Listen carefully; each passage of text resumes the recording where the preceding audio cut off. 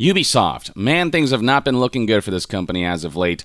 Their reputation has sunk to rock bottom after their culture of abuse, misconduct, discrimination, and harassment was exposed a few years back. Their recent game releases have just not been all that compelling, with them continuously recycling the Ubisoft open world formula that has grown incredibly stale. And their game announcements have been questionable at best, with titles like Defiant, once a Tom Clancy label before they removed that and they rebranded it from this look right here you can see in the thumbnail after all of the backlash that game's announcement faced. Then there's the baffling announcement of this title right here, Tom Clancy's Ghost Recon Frontline, a Battle Royale Ghost Recon game that nobody asked for, as can be noted here by the likes to dislikes ratio. This trailer uploaded by Ubisoft North America, only 6.2 thousand upvotes versus a whopping 24,000 upvotes. And if you look at the video uploaded by Ubisoft's official channel, it's even worse with 9.9 thousand upvotes versus a whopping 38,000 downvotes, with comments saying stuff like, "I'm impressed at the sheer motivation and dedication they have to just kill almost every saga and franchise they have," and plenty of people echoing the sentiment that Ubisoft is just completely tone deaf. Literally every Ghost Recon fan, we like tactical stealth PvE. Ubisoft, so Warzone PvP? Here's somebody else saying it's impressive that they took everything people said they hated and delved deeper into that to create this game. Backlash surrounding Ghost Recon Frontline was bad enough that the closed test that this game was set to host shortly after its announcement was postponed, as announced here on the official Ghost Recon Frontline Twitter page, which has not provided an update since.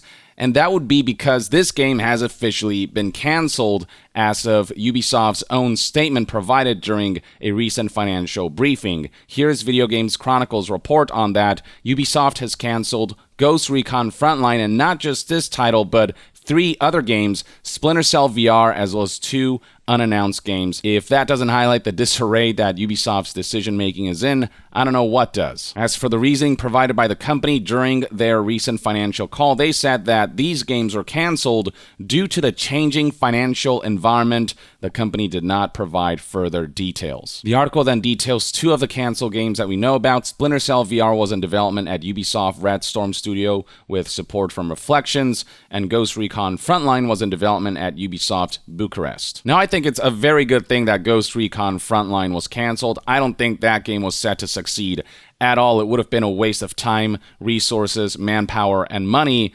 But at the same time, this project should not have been greenlit at all. Ubisoft should have known better than to greenlight a Ghost Recon Battle Royale, given the state of the franchise. Their latest release was poorly received because of the awful technical state that it was in, and just the fact that it was also one of those stale Ubisoft games, on top of the fact that they try to add looter elements. What fans have been desiring out of Ghost Recon is for it to go back to its roots, and given the tragedy that was the previous Ghost Recon release, Ghost Recon Breakpoint, the announcement of Frontline was perceived as a complete affront, as a complete slap and spit to the face. It was abundantly clear that this game wasn't for the fans. It was just Ubisoft taking advantage of a well-known IP to try to push for a game that follows and chases trends that could potentially make him a lot of money, rather than something really made by Ghost Recon fans for Ghost Recon fans. As for Splinter Cell VR, I don't know if I should be happy or sad that that was canceled. Part of me misses Splinter Cell enough that I would have been willing to see this Splinter Cell VR project all the way through,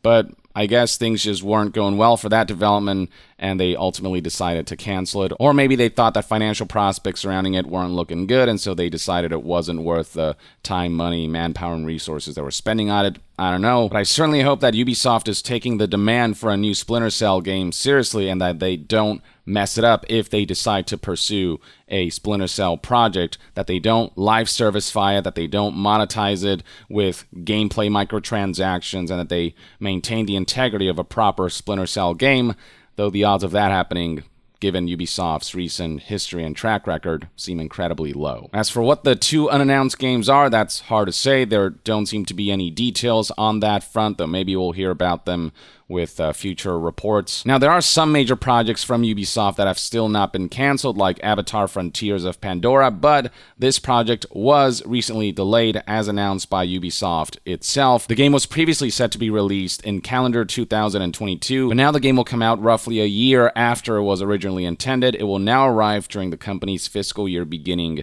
in April of 2023. Now, this isn't the only game that was delayed. There is a smaller unannounced premium game, according to Ubisoft, that was initially set to be released for 2022 to 2023. That's been delayed now to a window of 2023 to 2024. All these cancellations and project delays leaves Ubisoft in a precarious situation where there's just not a whole lot going on from them. We can look forward to Mario + Rabbids Sparks of Hope, which is coming out on October 20th, 2022. And to be fair, I'm actually fairly excited for that game's release. The first game in that series was really fun. I'm actually looking forward to seeing how the second game pans out. Though I couldn't say the same about the other game that we know is coming out this year, Skull and Bones, which is launching on November 8th. I saw the trailer for that.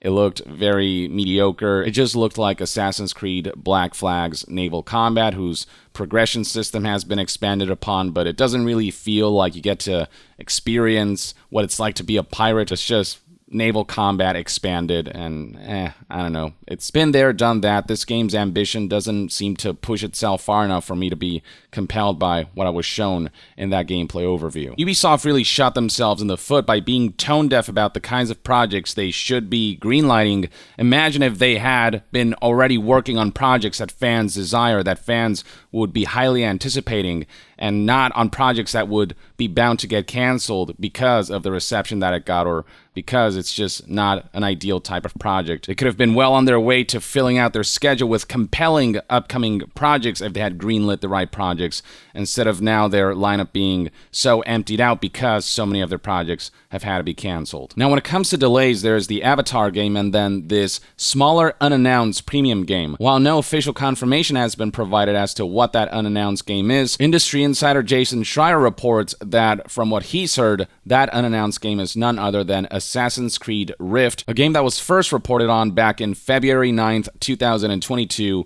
in a Bloomberg article titled "Ubisoft Plans New Assassin's Creed Game to Help Fill Its Schedule," its rather empty-looking schedule. The project, is codenamed Rift, was originally planned as an expansion for 2020's Assassin's Creed Valhalla, but morphed into a full game late last year, according to people he's spoken to. As for the details surrounding this standalone Assassin's Creed game, it'll star Basim, a popular Assassin's Creed character from Valhalla, and will be smaller in scope than recent games in the series. The people said the game won't be a massive open-world role-playing game like previous recent entries, focusing instead more on stealth gameplay, and is planned for later this year or 2023. I guess we'll see how that pans out. More focus on stealth sounds like a plus to me personally, but it could very well just turn out to be another stale Assassin's Creed entry, so we'll see. But yeah, that game was apparently supposed to come out in February of 2023. It's been pushed back to sometime in spring, which leaves Ubisoft with an anemic lineup for this fiscal year. Right here we have the Bloomberg article from Jason Schreier detailing this next Assassin's Creed title's delay, alongside just general plans surrounding Assassin's Creed's future. It is further detailed here that this Assassin's Creed game, codenamed Rift,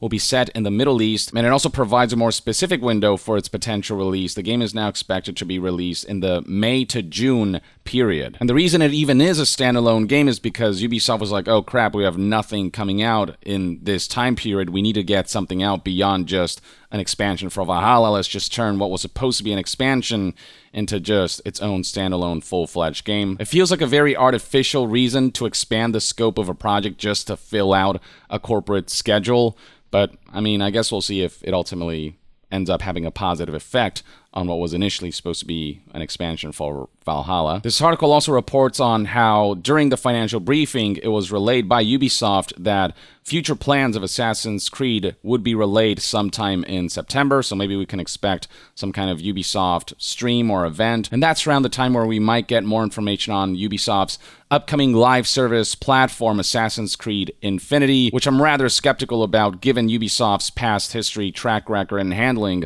of live services. But yeah, other than that and the upcoming and now delayed Avatar game, alongside the Mario and Rabbids game that does look good, and the mediocre-looking Skull and Bones, not much more else going on the Ubisoft front. There's just such little excitement surrounding Ubisoft's future, given the kinds of game announcements that they're making, given that they really don't seem to have their shit together. If these delays and cancellations are anything to go by, and look, I have nothing against delays, especially when they're required to ensure that a game launches in the best state possible, but when it's just a string of delays and cancellations on a scale like we're seeing here with Ubisoft, it just feels like there's a level of disarray, a lack of sound decision-making, and a lack of being able to gauge community sentiment and actually trying to create projects that would appeal to their community. That just leaves me pessimistic about Ubisoft's ability to make some kind of comeback in the near future. And even if Ubisoft did announce something we actually wanted, like a brand new Splinter Cell game, there would still be a part of me that'd be paranoid about their ability to execute a proper Splinter Cell game like the good old days, because in recent times, Ubisoft game releases have been all about live servicifying everything. Assassin's Creed is going full live service.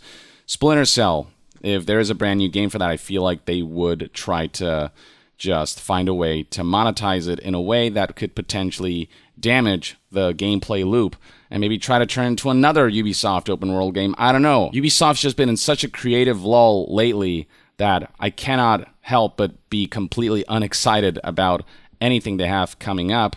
Though, if they start proving themselves with consistent high-quality launches from here on out, that may very well change, and I hope that is what ends up happening. But that's just one man's take. Let me know in the comments below what your thoughts and opinions are on these latest developments surrounding Ubisoft and what you think it all ultimately means for the company's future. And to be further updated on all things gaming news, reviews, and discussions, stay tuned right here on Young Yeah. I'll see you guys next time. Young out.